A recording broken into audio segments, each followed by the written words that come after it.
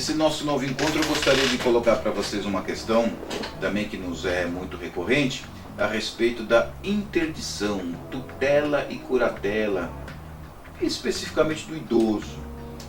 Hoje nós temos visto que a longevidade está aumentando, né? Os idosos estão muito mais longevos, não é incomum nós vermos idosos com 80, 90, 100 anos de idade.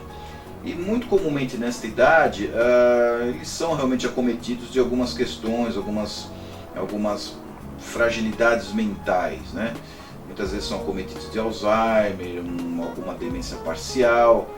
Então como é que fica a vida financeira desse idoso, dessa pessoa? Então evidentemente que é possível ao parente mais próximo, conforme a lei determina, no caso cônjuge ou filhos, enfim, o parente mais próximo tem interesse de pedir a interdição do idoso para quê?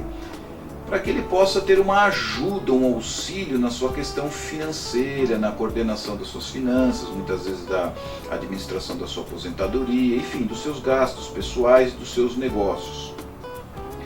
Mas uma questão muito importante e atual nesse respeito é do recente Estatuto do Deficiente. Nesse Estatuto do Deficiente está previsto também as deficiências mentais. Então muitas vezes o idoso, muitas vezes que onde é feito o pedido de interdição por conta de Alzheimer ou por conta de insanidades parciais, ele será enquadrado não no Estatuto do Idoso, mas será enquadrado no Estatuto do Deficiente, onde se prevê o seguinte: ele tem direito ainda à sua circunscrição pessoal. Por exemplo, ele pode namorar, ele pode passear, ele pode conviver com os amigos e com as amigas. Evidentemente, então, que essa será uma interdição parcial. O curador, ou aquele que vai exercer a tutela do interditado, evidentemente que ele não terá um poder total sobre a pessoa. Ele não pode controlar quem o idoso vai visitar, ele não pode controlar quem o idoso vai namorar, ou se ele quer ter uma vida sexual ativa ou não importa, se quer contrair matrimônio ou não, enfim, nessas atividades ele será auxiliado.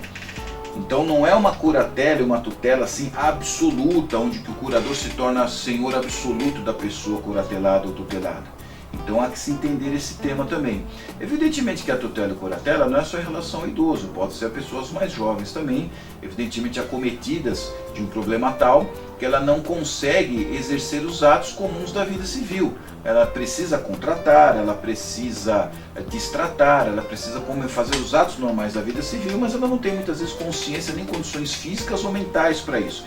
Então também são elementos para onde se pode pedir a interdição de tutela ou curatela. Uma coisa muito importante é que o curador ele tem que prestar contas da administração do tutelado, do curatelado, pelo menos uma vez por ano. E evidentemente que esse é um processo que é fiscalizado também pelo Ministério Público. Então evidentemente que a tutela e a curatela deve ser pedida, ou a interdição de um modo lato falando, ela tem que ser pedida judicialmente e onde será também avaliada através de uma pesquisa psicossocial até que ponto, até que nível o curador irá exercer sua administração sobre a vida do curatelado. Então esse é um ponto muito importante. Então é simplesmente para esclarecer algumas questões que o curador não é administrador absoluto da vida do curatelado. Será analisado qual o nível e qual é até a área em que o curador irá administrar a vida, se fica só na vida financeira ou alguns outros atos da vida civil. Mas de um modo geral, mesmo deficiente mental, mesmo a pessoa portadora de Alzheimer, ou mesmo qualquer tipo de curador ou curatelado, terá direito à sua própria vida, à sua própria individualidade na medida do possível. Então tudo isso é analisado.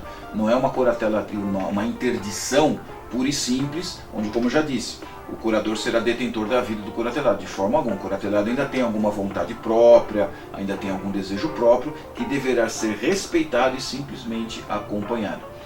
Um abraço para vocês, estaremos à disposição para quaisquer dúvidas. E até o próximo encontro.